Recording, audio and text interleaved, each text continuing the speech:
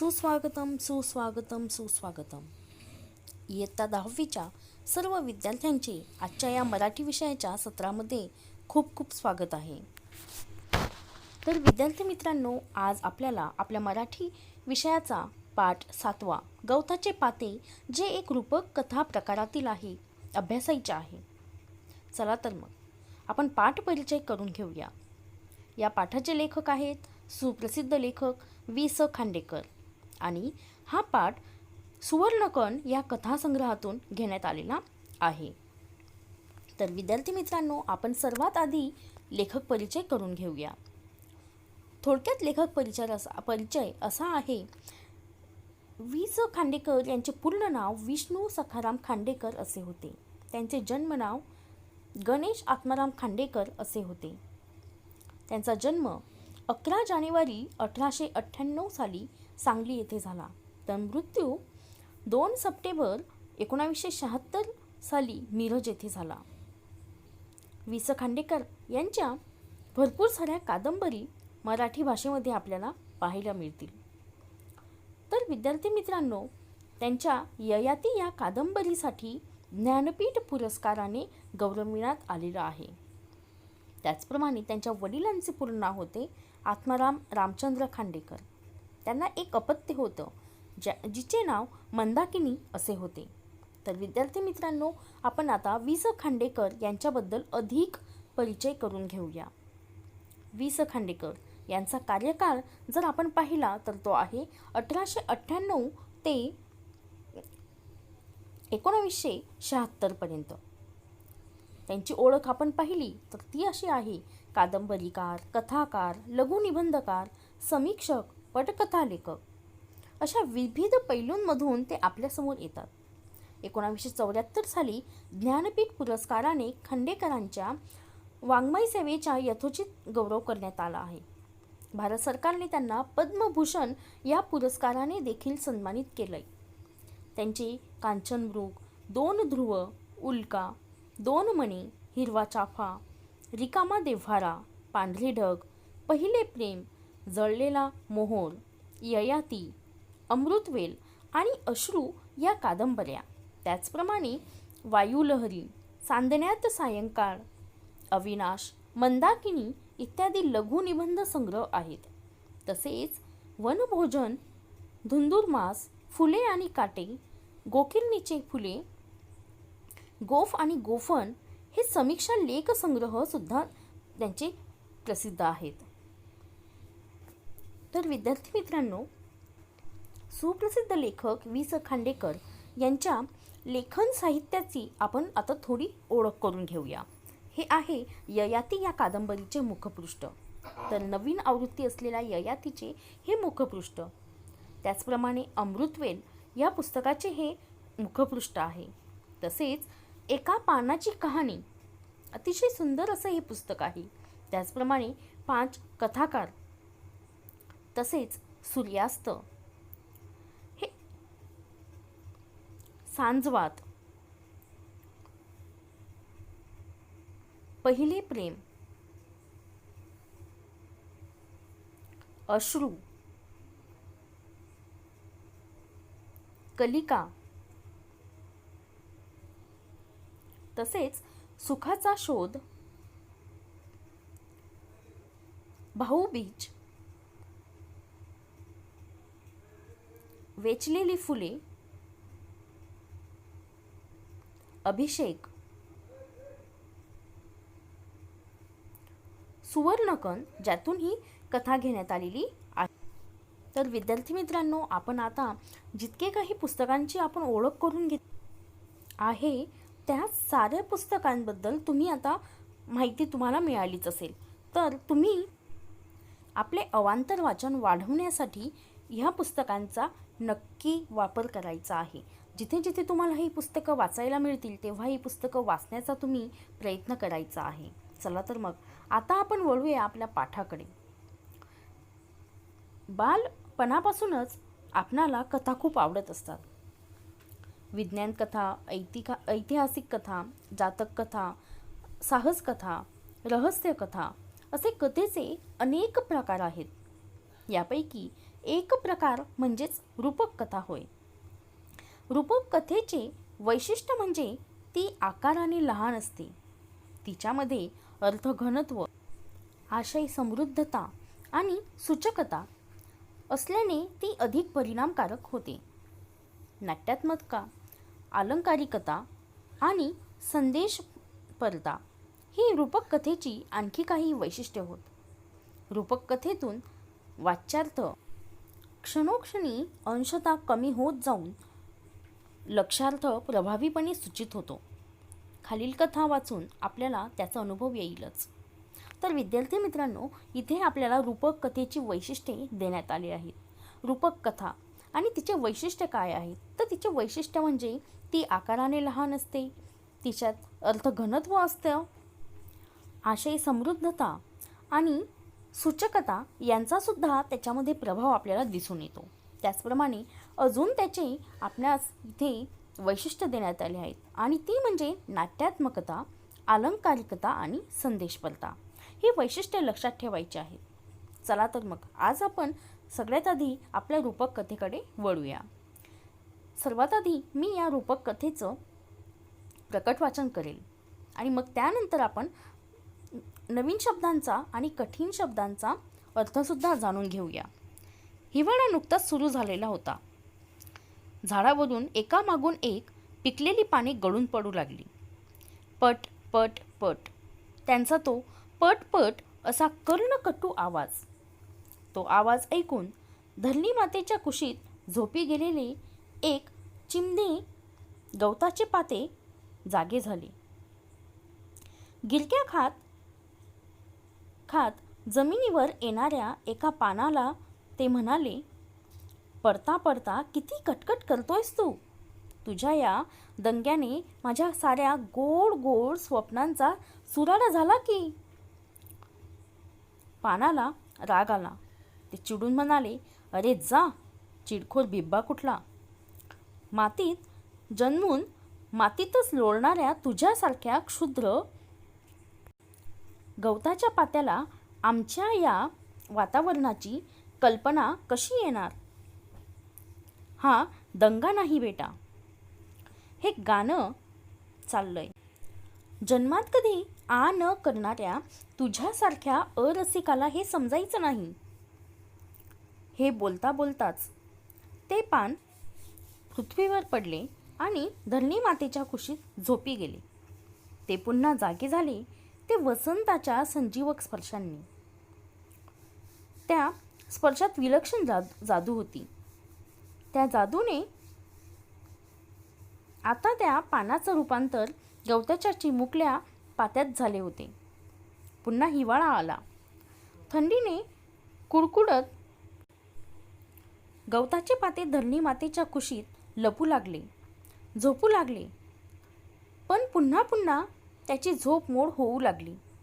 जिकडे तिकडे झाडांवर पाने सळसळत होती. पट पट असा आवाज करीत पृथ्वीवर पाणी पडत होती. ते गवताचे पाते कपाळाला आठी घालून स्वतःशीच पुटपुटले, काय ही हिवाळ्यातली पानं. जीव खाऊन टाकलाय त्यांनी अगदी. केवढा हा कर्णकटू आवाज. छी छी छी, माझ्या साऱ्या गोड गोड स्वप्नांचा चेंदामेंदा केला यांनी. तर विद्यार्थी मित्रांनो, ही होती रूपक कथा गवताचे पाते.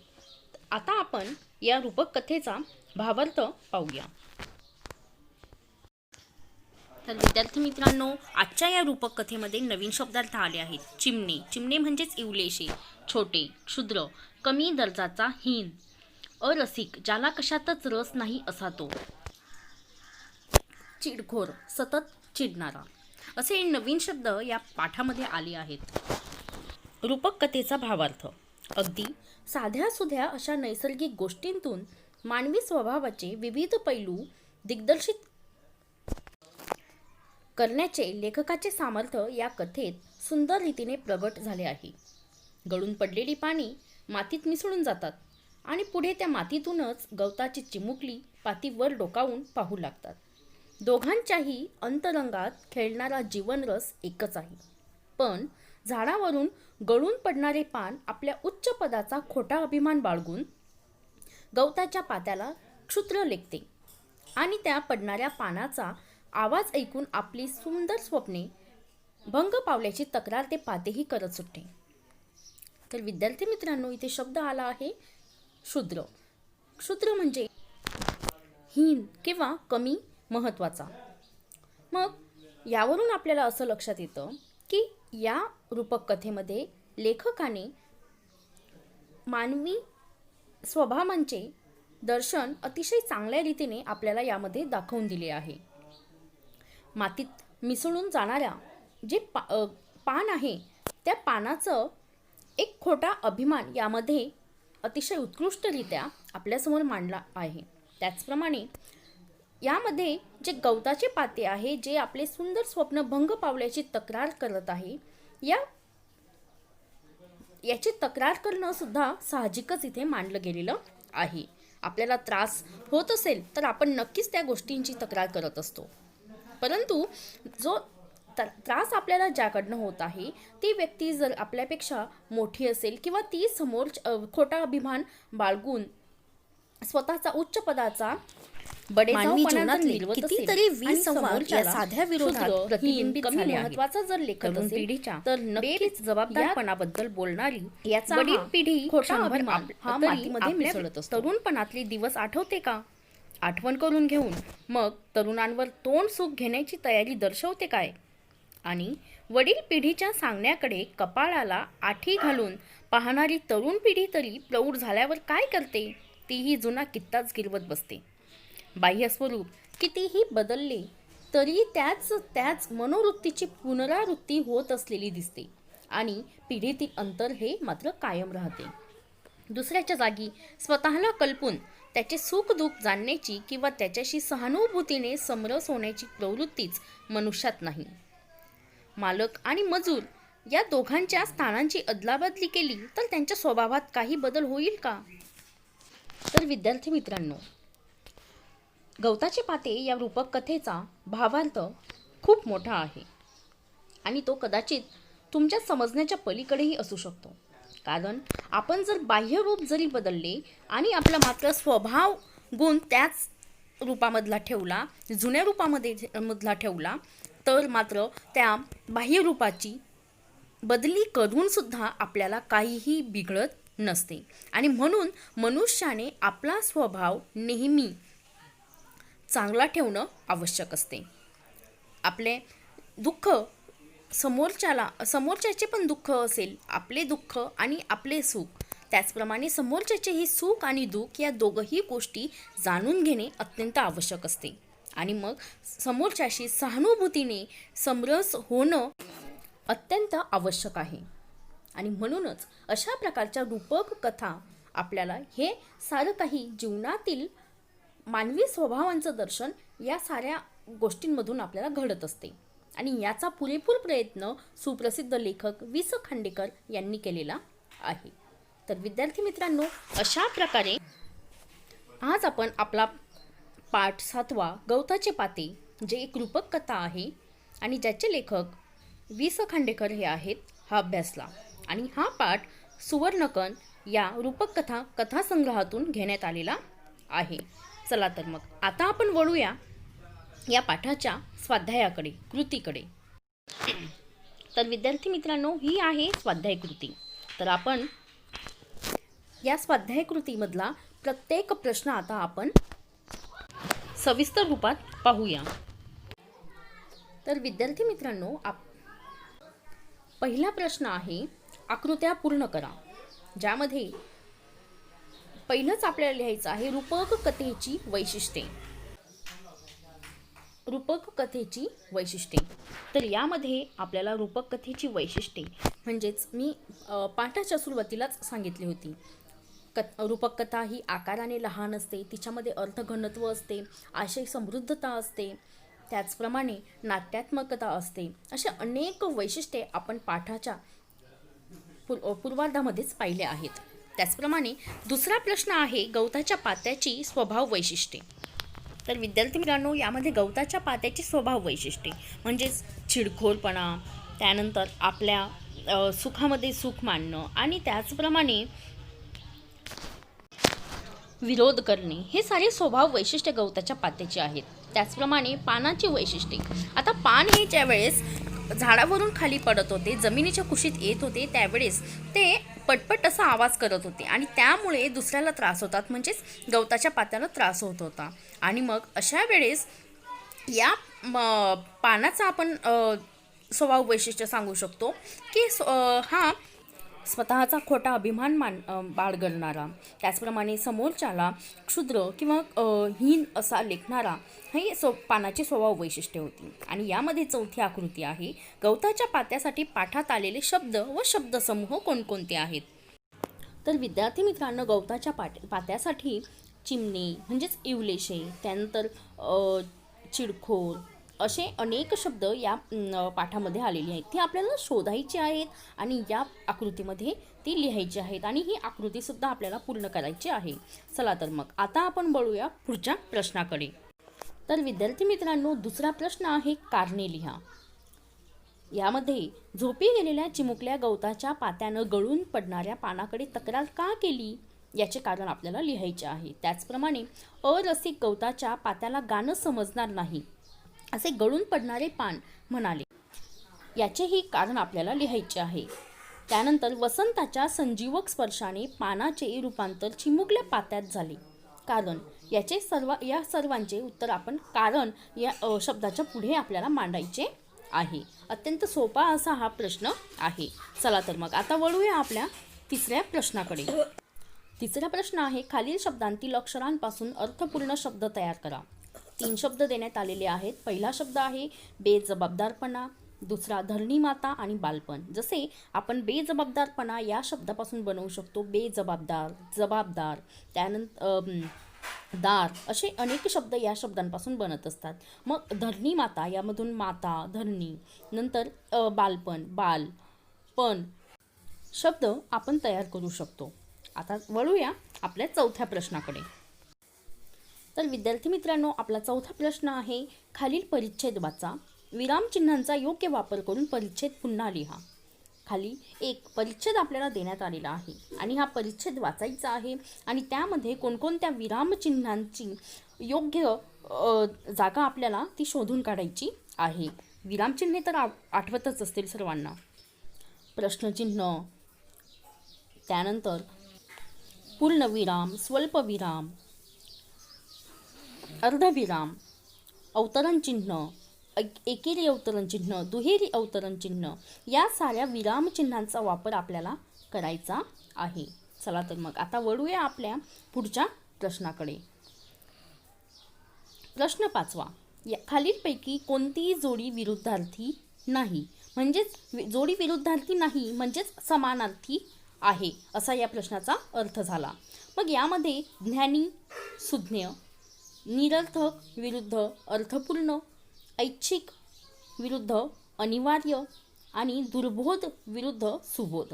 आता विद्यार्थी मित्रांनो, इथे ज्ञानी आणि सुज्ञ हे एक समानार्थी शब्द आहेत, तर निरर्थक आणि अर्थपूर्ण ही विरुद्ध अर्थाची जोडी आहे. त्याचप्रमाणे ऐच्छिक आणि अनिवार्य हे सुद्धा विरुद्ध अर्थाची जोडी आहे आणि दुर्बोध आणि सुबोध ही सुद्धा विरुद्ध अर्थाची जोडी आहे. म्हणजेच यामध्ये ज्ञानी आणि सुज्ञ ही जोडी विरुद्धार्थी नाही. अशा प्रकारे आपण 5वा प्रश्न सुद्धा सोडवला आहे. आता आपण वळूया 6व्या प्रश्नाकडे. तर विद्यार्थी मित्रांनो, 6वा प्रश्न आहे स्वमत. यामध्ये तुम्हाला आपले स्वमत मांडायचे आहे. माणसातील ठराविक मनोवृत्तीची पुनरावृत्ती वारंवार होत असते, हे पाठाच्या आधारे आपल्याला स्पष्ट करायचे आहे. त्याचप्रमाणे गवताच्या पात्याच्या ठिकाणी तुम्ही असता तर तुम्ही पानाला काय उत्तर दिले असते याचं उत्तर तुम्हाला तुमच्या मते लिहायचं आहे. त्याचप्रमाणे गवताचे पाते व पान यांच्या स्वभाव वैशिष्ट्यांत झालेला बदल झाला आहे अशी कल्पना करून कथेचे पुनर्लेखन तुम्हाला करायचे आहे. अशा प्रकारे हा 6वा प्रश्न आपल्याला सोडवायचा आहे. चला तर मग आता वळूया पुढच्या प्रश्नाकडे. तर विद्यार्थी मित्रांनो, हा आहे आपला 7वा प्रश्न, ज्यामध्ये म्हटण्यात आलेला आहे की खाली दिलेल्या रूपक कथेचा भावार्थ तुमच्या शब्दांत लिहा. आपल्याला इथे एक रूपक कथा देण्यात आली आहे आणि या रूपक कथेचा भावार्थ तुम्हाला तुमच्या शब्दात लिहायचा आहे. अर्थातच ही रूपक कथा आपल्याला आधी वाचून घ्यायची आहे आणि मग तिचा भावार्थ लिहायचा आहे. आणि ह्या भावार्थ लिहिताना याची सांगड आपल्याला मानवी जीवनाशी सुद्धा जोडायची आहे. अशा प्रकारे विद्यार्थी मित्रांनो, आपण रूपक कथेचा स्वाध्याय कृतीसुद्धा सोडवलेला आहे. तर मग विद्यार्थी मित्रांनो, धन्यवाद. आणि आजचा हा व्हिडिओ आपल्याला जर आवडला असेल तर नक्की लाईक करा, कमेंट करा आणि असेच नवीन नवीन शैक्षणिक व्हिडिओ पाहण्यासाठी माझ्या यूट्यूब चॅनलला सबस्क्राईब करा आणि शेअर करायला